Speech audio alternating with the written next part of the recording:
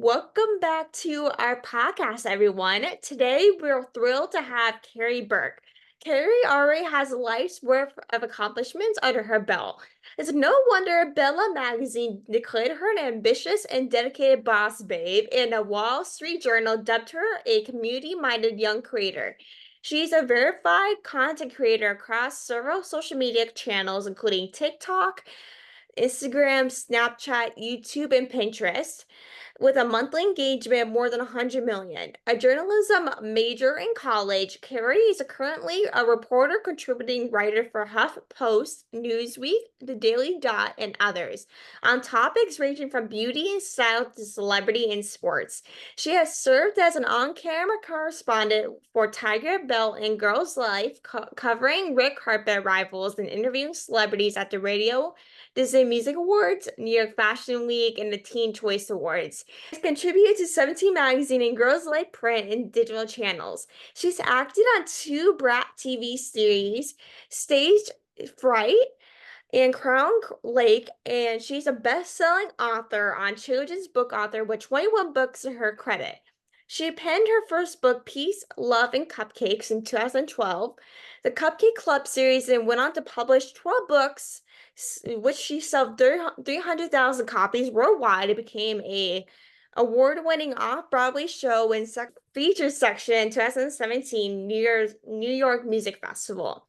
Her second book, Fashion Academy, seems with her passion for fashion. The six-book series also became an off-Broadway production at Vital Theater and currently licensed worldwide by Conceit Music Production. In today's episode, me and Carrie will be discussing her new books, acting, and so much more. Thank you so much, Carrie, for joining us on Talkoffame today. I love everything you're doing, and it's crazy how much you literally have grown over a couple years. And especially growing up in New York, there's so much connections. Definitely. Thank you so much for having me. I'm excited to chat. Same here. So, of course, you grew up in Manhattan. You still live in Manhattan, which is crazy. One of my favorite places ever. Like, what is it like? What was it like for you to grow up there? Growing up in Manhattan was such a blast. I feel like it's all I know. When I tell people what it was like growing up in Manhattan, they, for some reason, think it's crazy. And I'm like, I'm so lucky. This is what I know and I love so much. But yeah, growing up in Manhattan, obviously, New York is filled with the hustle and bustle and chaos, kind of like what you see on like Gossip Girl on the Upper East Side. That was a little bit of like the life that I lived as a high schooler, which was pretty cool. But what I love so much about New York is the diversity, the diverse people you'll find, the diverse opinions, and it's just rich with culture. There's constantly new activities to explore, new restaurants opening. So that's probably what I love most. It's just constant exploration and constant reinvention of who you are with New York as your backdrop. For sure. Like, I don't know why, but a lot of people think like, oh my gosh, New York is full of chaos based off like things they see on the news or social media. But sometimes it's not like that for people that live there, maybe their whole life or recently. But I'm from Pennsylvania, so it's 2 hours from New York from what part I am. And of course, many people know I basically like visit her so often more than my own home. And with New York, every time I go to New York, it's more like a dreamland and calm more than chaos. Even though it's called a place that never sleeps, it's true. It's a valid, statement. But everything with New York is not always chaos and craziness. It can be like a Gossip Girl like a type of thing, it can be calm and fun, and to live in that dreamland, is amazing. I plan on moving to New York in a couple of years, so who knows how it's going to work out with that. But New York is not always a place where it's usually chaos and crazy. For sure, yeah. I think you find your pockets of peace in wherever you live. It's a little more difficult in New York because it is so chaotic, Yeah. but you find your places and you find your moments. Like Gossip Girl is known for the steps of the Met Museum. I love going to the Met. It's a really beautiful place to unwind. Hmm. Uh, just like going to an exercise class in New York is a Hmm. really cool place for me to get away and kind of escape from everything. So you do find your places and you find your pockets of peace amidst the chaos of New York. Yeah, and there's honestly so many things you can do in New York. Like if you're looking for something to do, there's so many options that you literally it's hard to choose what to actually do during that time. Definitely. And things are constantly being added. And like I said, new restaurants, new museums, new art galleries. There's always something new to explore. You never get bored living in New York. Which is insane. That is honestly the best part about New York is that you never run out of options to do. Like there's so many things opening every month that it's like, oh, wish I actually tried today because no one you can't know or visit everything in New York because there's so many options.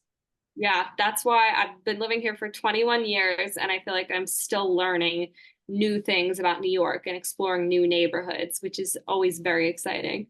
I know. Like honestly, with how many times I went to New York, there's honestly things I never know about, even though there's so much. I might not be or known as much as you since you lived there your whole life, but it's like it's insane. Like with the history and the things that I have there and the celebrities in New York City, the filmings, the shows there is there's so much to it. Like not just, the art galleries, but there's with the filmings and stuff, it's insane. I actually rarely see people filming on the street. I know when I was younger, my mom would tell me Gossip Girl was filming on the street, and that was really fun to see, but I was young, I didn't know what that was. So I rarely see, actors on the street these days. Sometimes you see like a poster on a pole saying, this is filming on this street, but not so much. I feel like I more so run into celebrities when I'm in LA. New York for me is a little bit grittier. Like everyone's kind of, on the same page, just like walking around, exploring, being tourists in their own city. It's not as like glitz and glamour as one might presume. And of course with LA, like it's city, there's like so many outskirts. Like there's more people, like more tourists in New York City than there is in Los Angeles. So it's more like you see more people out and about in Los Angeles than there is in New York. So it's much easier, but you do not know. It's hard to spot people, especially like celebrities in New York City, because how much people there are actually in the city. Yeah, absolutely. I very rarely have seen a celebrity in New York, maybe at an event or like a place where celebrities are meant to attend. New York Fashion Week, there's definitely more stars you'll find in the city. But on the day-to-day basis, not really. I feel like everyone's just on the same page, exploring the city and making it their own. Exactly. And of course, you started everything. Like as you're growing up, you like did a bunch of things, but like how did you like get your start as a journalist and everything you're doing?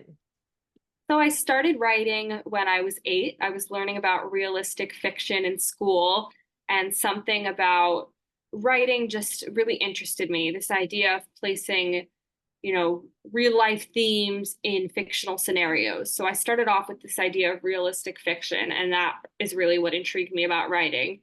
And that's what sparked my first book series, The Cupcake Club. And over the years, as I've come into my own as a writer, I've really honed in on the type of writing that I like to do. I'm a journalist at heart. I love interviewing people, telling their stories. I love, sports reporting, fashion, beauty, lifestyle, just looking at the world from a unique lens and helping people see it in a different way. And as well as writing memoir, I think is really important style for me, talking from my own personal experience. I'm very fortunate that I have this large social media platform that gives me the place to talk about important issues and for it to get the traction Mhm. that it needs in a way that someone might not necessarily have with a larger platform. So I take that as an opportunity, and that's part of the reason why I think my latest book is so important because I want to project these themes of falling in love and heartbreak and anxiety, themes that resonate with young adults so much. I'm in this unique position that I get to project it on this large platform to people so that it resonates with them. Yeah, that's honestly which I love about authors is that they write whatever they want, and especially at a young age, you started writing different books. Like you literally wrote like over 20 books.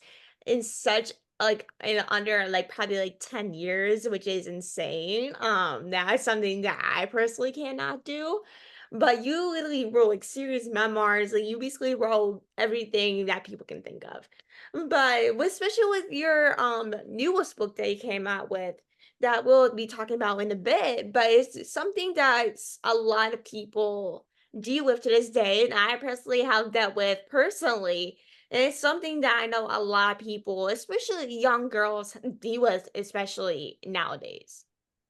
Yeah, definitely. So my real life rom-com, I started writing this unofficially after my first breakup when I was 16 because I was heartbroken, and a form of self-therapy was really writing this book for me.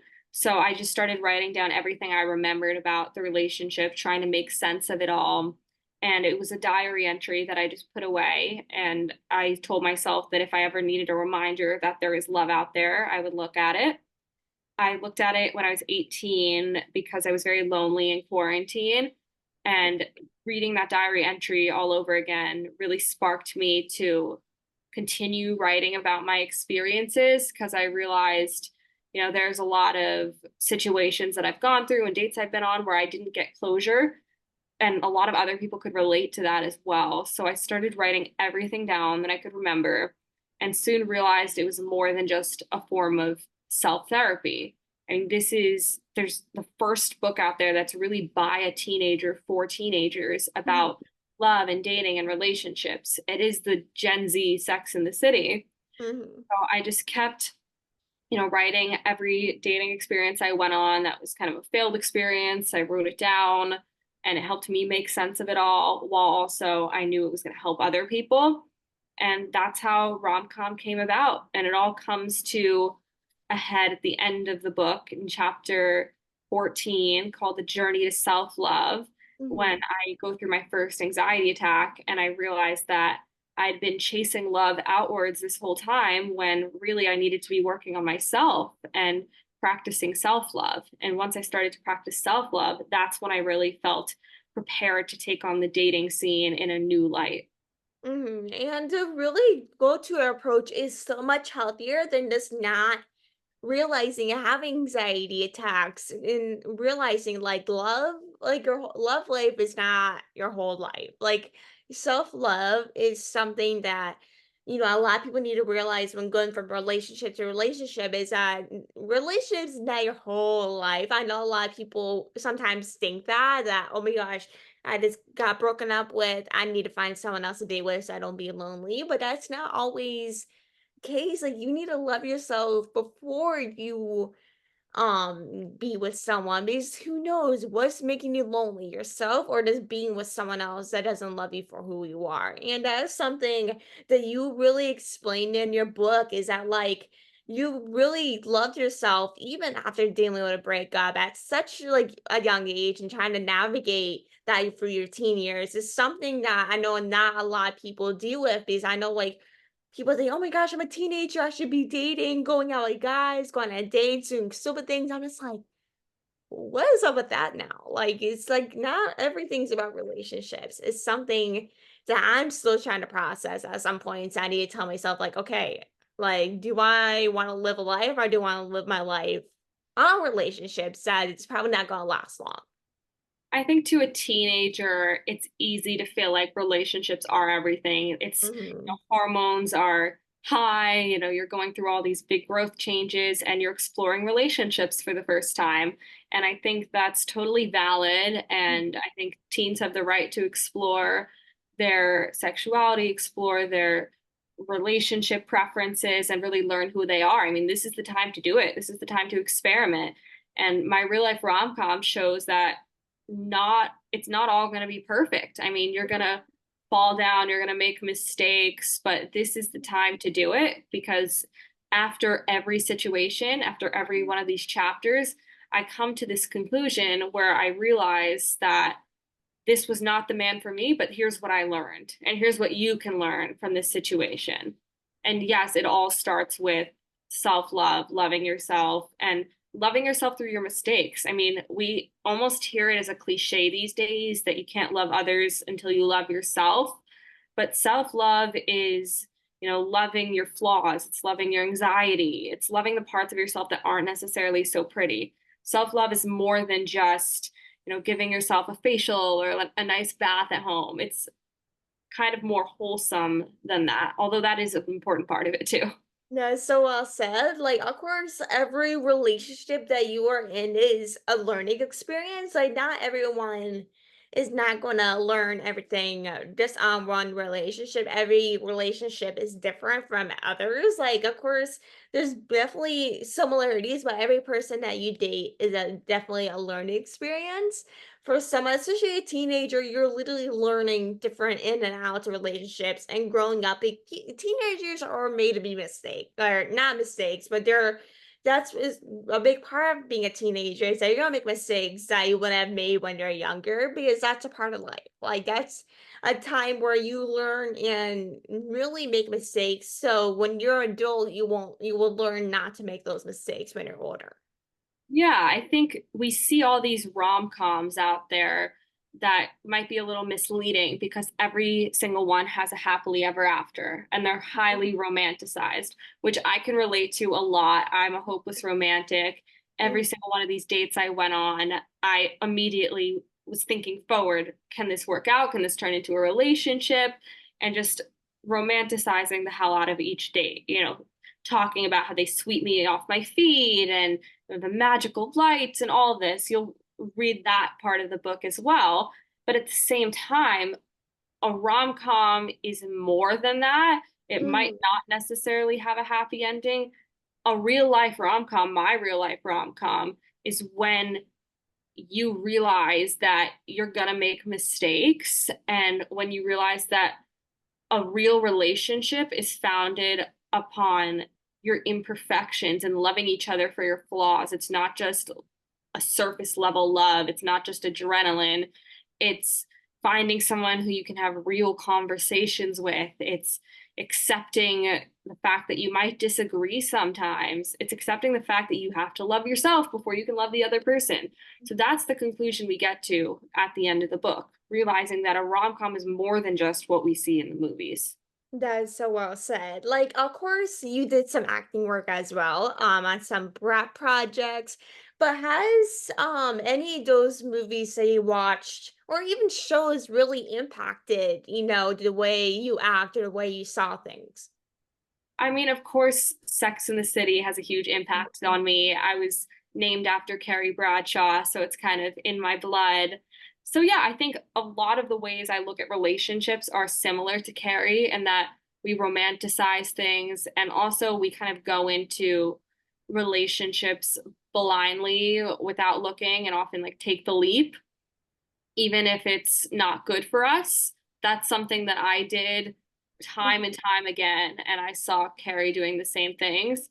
But you write your own story, you write your own rom-com. So although I do have similarities to Carrie, that conclusion I reach at the end of the book is that, it's more than just going into a relationship blindly. You got to really think about yourself and work on yourself before you can give yourself to someone else. And I'm very grateful that I did the work, and a big part of that was working on my mental health and learning how to deal with my anxiety because once I started working on myself, that's when I was able to really find love.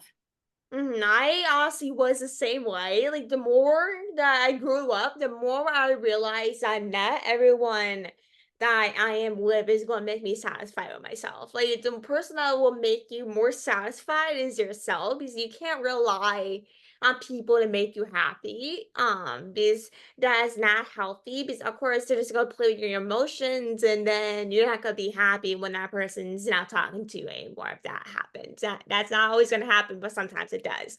And with having that self love and watching those TV shows that you absolutely love, and of course have something in common with, whether it's like your comfort character or comfort show, everyone has something that they absolutely find comfort in when they're upset or having a bad day or just, want to settle down, just relax and want to watch something funny or something that they absolutely love. And like Sex in the City, that is something that is absolutely iconic, like one of the iconic shows that absolutely or movies I absolutely love. It's such an amazing movie. I don't know why I keep calling it show for some reason. Like there's a It is movie. a show. Sex It's and a the City is show. a I know show. there's a movie version than a show version, but it definitely is something that is a very good comfort thing to watch. Yeah, I think it's very relatable, and that's why it's resonated with me a lot. I think a lot of these situations and dates that are showcased on the show are funny, sometimes a bit dramatized, but they're relatable and they kind of normalize the fact that the dating world, especially in New York City, is not perfect. Oh It's yeah, a little bit true. funky and it's fun and it's also sucks at times. But when you find your person, you find your person. And the girls on the show had a little bit of a hard time with that, but Mhm. maybe, the modern Sex in the City that I'm writing here is that when you do the work on yourself, that's when you really find love. The girls on the show didn't really do the work on themselves. You don't show them going through mental health struggles really at all, but that's the reality of the world we're living in, especially this generation that I'm writing for, Gen Z. I mean, we're in a mental health crisis. The reality is, as we're exploring relationships for this first time, we're also dealing with the aftermath of the pandemic. Mhm. Suicide is one of the leading causes of death among young adults. This is a serious issue, and it's something we need to acknowledge. We can't ignore the fact that even as we're exploring relationships, we still have to be working on ourselves. And when you put the work in, like that's when you're gonna start seeing real progress in all other areas of your life and not just dating. I mean, in career, in fitness, and whatever you're passionate about. When you do the work on yourself, it's always going to project outwards into other areas of your life. And with like mental health, that is something that like a lot of Gen Z people are seriously fighting nowadays, especially with the pandemic. We weren't doing things as much as we were, we were stuck in our homes, like we didn't know necessarily what was happening. And that was something that really affected a lot of people, not just kids, but also adults. Because of course we were trying to navigate our new life in 2020, of course, because that was really one the toughest time for everyone was during the pandemic. Like we didn't know what to do. Like, of course, we're so used to living life, 24/7, being busy, maybe going to school or going to work or other things that you do outside those things that you just don't know what to do with ourselves. And that really hurt a lot of people and affected them so much. With at home, you literally just sat there and did nothing and trying to find yourself to do. But it was very hard not being able to live life at the same exact time as you were. Absolutely. It was a really difficult time for everyone, particularly Gen Z, because most of that generation, let's say, was class of 2020. You didn't get a prom or a graduation. I was really kind of left high and dry. I didn't get to say goodbye to friends. Yeah. And I was isolated. I was isolated at my beach house with my family for a year. I didn't get to see any friends. There was no rendezvous with boys. There's none of that. So I was forced to look inwards and do that work on myself. I always say, I have anxious tendencies. Like I've had anxiety since I was a little girl, Mhm. but I really was forced to confront it, I think, during the pandemic when life was happening and I was in school and everything was exciting. It's kind of easy to put your mental health on the back burner, but the Yeah. pandemic caused so many of us to look inwards. So it's a blessing and a curse because it's hard to deal with, but also in the long run, when you do that work on yourself, it's going to serve you better. For sure. You said it very well. Of course, to kind of the last thing really you want to talk about with you is your new book called My Real Life Long Com, How to Build Self-Confidence and Write Your Own Relationship Rules. But like, of course, you said it's a bit earlier, but what was kind of like your dating life like for you growing up in, of course, New York City? And with having such a big population, it's such a hard to find that sort of person. Yeah, I mean, it's varied. There's definitely unique characters in New York. I also had very unique experiences because I was a social media influencer. I am a Mhm. social media influencer. So I was dating around in the social media world too. Yeah. And that whole TikTok boy persona. is Mm. something that we've all seen online. And I was experiencing that firsthand from a dating standpoint. So I talk about that a lot in the book. But it was just complex, chaotic, exciting. Um, I think a lot of the times, I touched on this earlier, I was going into it blindly because it was just all so exciting, especially in the social media world. You know, you had a TikTok boy who wanted to film a video with you and was interested in you romantically. Like there was a sense of excitement surrounding that, but Yeah. also you don't realize that these are people who are solely focused on themselves. They're not interested in relationships. They're not interested in getting to know you on a deeper level. And it took me some time to realize that. But each experience I went through, I learned something more about myself. I learned that I want someone who's emotionally intelligent and someone who's able to hold a conversation and wants to get to know me on a deeper level. I learned that I want someone who's at a similar stage in life as me and is driven and passionate about something. I talk about an experience in the book where I was 18 and I went on a date with someone who was, I think, 29. And it was just very uncomfortable because this was someone at a completely different stage of life. Hmm. I learned I had some interaction with my best friend's ex-boyfriend. I learned that sisters always come before misters, not to be cliche, but your best friends always come first.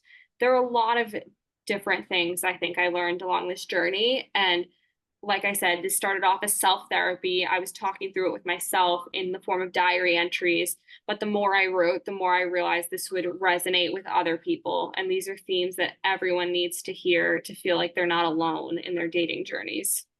Like, I love that you really realize that as time went on. So of course, as an influencer, every influencer is different in dating life. Of course, if you're maybe going out with or going on a date with an influencer, doing a collaboration, sometimes a lot of people think like, "Oh my gosh, am I going with them romantically?" Even though we're just making content or something.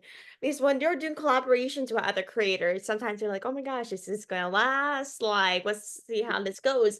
But some influencers usually just want to make content rather than getting to know you personally, rather than professionally. That's how a lot of people approach it. Even though a lot of people set high expectations, thinking like, "Oh my gosh, like I just want this guy's attractive, like I want to know him outside of this," but that person might just think like, "Oh my gosh, I just want to work with professionally rather than getting to know you." Like it's some like there's a lot of people like that, even though sometimes television can set that standards a lot with influencers and celebrities thinking, "Oh my gosh, am I getting to know this person?" But rather than them just being cocky and just work with them for maybe a day or two, then not talking to them ever again, which is, it's like a standard that a lot of people, can't stand. Is that like with having this standard and being an influencer, you want to know everyone professionally and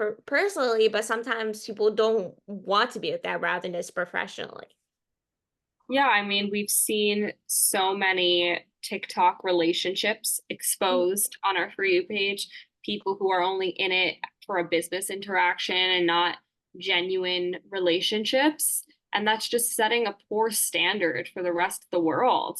I'm Mhm. very lucky that I didn't fall too deep into that trap, but I've seen it firsthand. I've seen friends go through it, and I think it's setting a really poor example. And I'm the first to admit if I make a mistake when it comes to relationships. And you'll see in this book whenever I go through an experience with a TikTok boy, in the end, I realize that this person is almost always just in it for their own gain, whether it Exactly. is a business gain or just a normal boy wanting to get in your pants. You know, it's always Exactly. something else.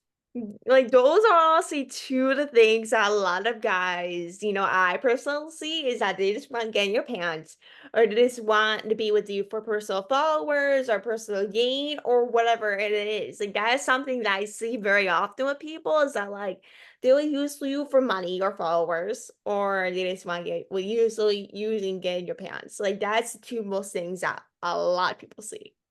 Yeah, when I stopped dating TikTok boys, I would never mention my TikTok on my dating profile because I wanted people to get to know me for me outside of my social media. I was always very hesitant to give out my Instagram. I would only like give out my number. I didn't want to give out my Snapchat because I have a verified Snapchat. So to me, what was most important when I was like on the dating scene was someone who wanted to get to know me for me and actually level with me and get to know me beyond like what's shown on my social media.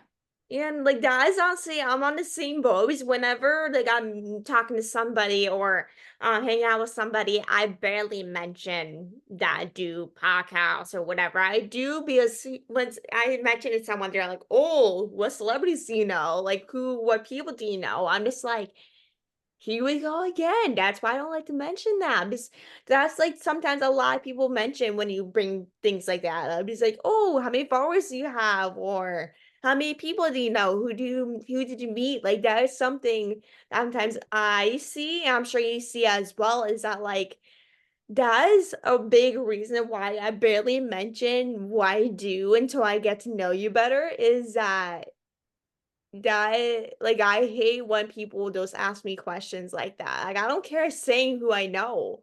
I don't care telling people that what I do. It's that's just a big reason that I don't bring that up to people. Unless it's like someone I'm close with, is that like that's when people hear those things, they're like, oh, like I want to know this person. Can you hook me up with that? Or who are you friends with this person? Like that is honestly a big thing if you're a celebrity or an influencer is the Yeah. question.